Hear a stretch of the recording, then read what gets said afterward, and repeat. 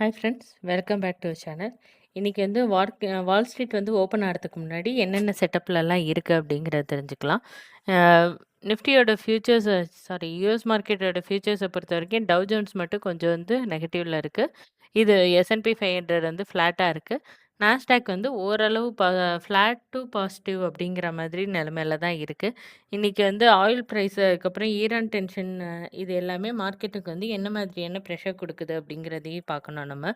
So overall sentiment வந்து பார்த்தீங்க அப்படின்னா ஃப்ளாட் மாதிரி தான் இருக்குது உங்களுக்கு மார்க்கெட்டை பொறுத்த வரைக்கும். இன்றைக்கி வந்து ஒரு ஸ்ட்ராங் ரைஸ் அண்ட் மூவ் வந்து நம்ம வந்து பார்க்க முடியாது அப்படின்ட்டு தான் சொல்லலாம் மார்க்கெட்டில். ஸோ ஃப்ரெண்ட்ஸ், இன்றைக்கி வந்து மார்க்கெட்டுக்கு வந்து பிக்கெஸ்ட் ரிஸ்க் என்ன அப்படின்னு பார்த்தீங்கன்னா இன்ஃப்ளேஷன் டேட்டா இல்லை, ஆயில் தான். ஸோ ஆயில் ப்ரைஸை பொறுத்த வரைக்கும் திருப்பியும் $87 தாண்டி போய்கிட்டு இருக்கு உங்களுக்கு பிரெண்ட் க்ரூடு. இப்படி வந்து ஆயில் ப்ரைஸ் வந்து திருப்பியும் மேலே ஏறிக்கிட்டே போகிறதுனால இது வந்து $87 மேலே போகுது, இது வந்து $81 மேலே போயிடுச்சு. ஸோ இந்த மாதிரி கண்டினியூஸாக அன்சர்டனிட்டி இருக்கிறனால ஸ்ட்ரெய்ட் ஆஃப் ஹார்மஸ் சிச்சுவேஷனில் ஜியோபொலிட்டிக்கல் ஆயில் ப்ரீமியம் வந்து ஜாஸ்தி ஆயிருக்கு. ஸோ ஆயிலோட ப்ரைஸ் வந்து ஜாஸ்தி ஆக ஆக இன்ஃப்ளேஷன் கன்சர்னும் மார்க்கெட்டுக்கு வரும். ஸோ ஃபெட் ரேட் எக்ஸ்பெக்டேஷன் வந்து ஜாஸ்தி ஆகலாம். அதே மாதிரி க்ரோத் ஸ்டாக்குக்கான ப்ரெஷர் வந்து ஜாஸ்தியாகும். இதுதான் இன்றைக்கி வந்து இன்வெஸ்டர்ஸ் வந்து கவனிக்க வேண்டிய செயின் ரியாக்ஷனாக இருக்கும் உங்களுக்கு. ஸோ நேத்தி வந்து S&P 500 வந்து ரெக்கார்ட் ஹையில் வந்து close கொடுத்துருந்தது. So cooler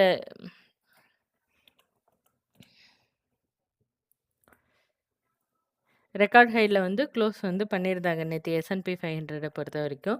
so cooler data, inflation டேட்டாவும் ரிலேட்டட் பையிங் காரணமாக மார்க்கெட் சென்டிமெண்ட் வந்து ஸ்ட்ராங்காக இருந்தது. இப்போ வந்து இன்வெஸ்டர்ஸ் வந்து அந்த ரேலி வந்து சஸ்டெயின் ஆகுமா அப்படிங்கிறத பார்க்குறாங்க. ஸோ அப்படியே சஸ்டெயின் ஆனாலும் உங்களுக்கு வந்து 7771 அப்படிங்கிற லெவலுக்கு கீழே வந்து அந்த டெய்லியில் இறங்காமல் இருந்துச்சு அப்படின்னா இது வந்து அப் ட்ரெண்டுக்கான சஸ்டைனபிலிட்டி வந்து இன்னும் ஜாஸ்தி ஆகிறதுக்கான சான்சஸ் இருக்குது. ஸோ இன்னைக்கு வந்து ஏஐ தீம் வந்து இன்னும் ஸ்ட்ராங்காக தான் இருக்குது. என்விடியா,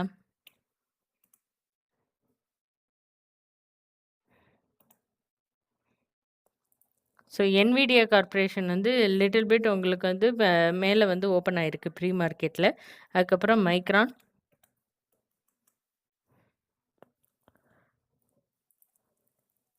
மைக்ரானும் உங்களுக்கு வந்து ப்ரீ மார்க்கெட்டில் வந்து ஓப்பனிங் வந்து ஜாஸ்தி ஆயிருக்கு.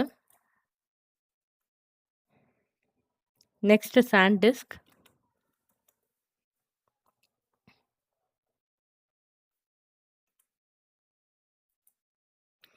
ஸோ சாண்டிஸ்க்கும் ப்ரீ மார்க்கெட்டில் வந்து உங்களுக்கு ஓப்பன் ஆகி தான் ஸ்டார்ட் ஆகுது. ஸோ இந்த மாதிரி செமிகண்டக்டர் நேம் வந்து ரீசன்ட் வீக்னஸ்க்கு அப்புறம் ரெக்கவரி காட்டுது. ஸோ செமிகண்டக்டர் இண்டெக்ஸ் கூட புல்லிஷ் டெரிட்டரிக்கு மூவ் ஆகிட்டு வருது அப்படின்ட்டு நம்ம வந்து சொல்லலாம். ஸோ இன்றைக்கி வந்து என்னென்ன ஸ்டாக்ஸ் வந்து ஃபோக்கஸ் பண்ணலாம் அப்படின்னு பார்த்தீங்கன்னா அப்ளைட் மெட்டீரியல்ஸ்,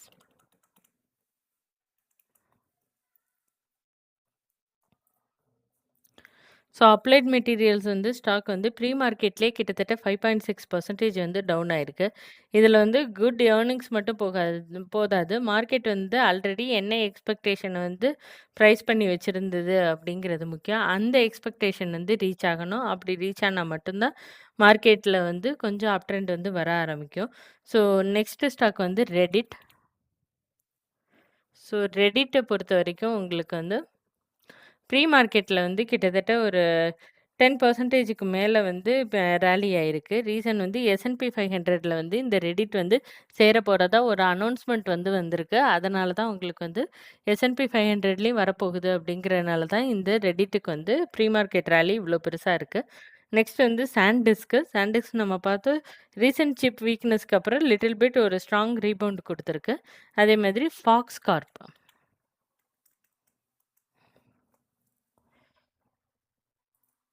ஸோ ஃபாக்ஸ்கார்ப்பை பொறுத்த வரைக்கும் உங்களுக்கு வந்து ப்ரீ மார்க்கெட்டில் இது வந்து ஓப்பன் ஆகிருக்கு. ஸோ ஜேபி மார்கனோட அப்டேட் காரணமாக உங்களுக்கு வந்து இந்த ஃபாக்ஸ்கார்ப் அப்படிங்கிறது வந்து ப்ரீ மார்க்கெட்டில் வந்து கெயின் வந்து கொடுத்துருக்கு.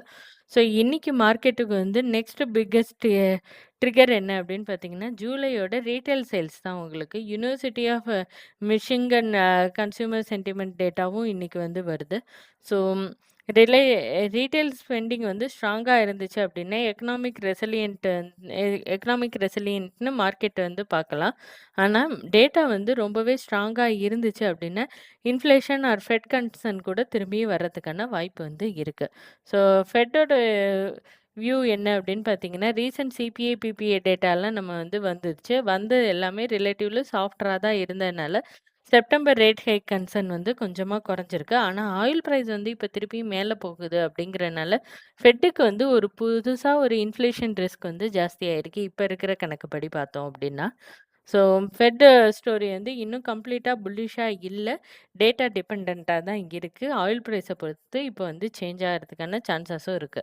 ஸோ, S&P 500 பொறுத்தவரைக்கும் இன்னைக்கு வந்து ஒரு அ S&P 500 ரிலேட்டிவ்லி ஃப்ளாட்டா தான் இருக்கு உங்களுக்கு.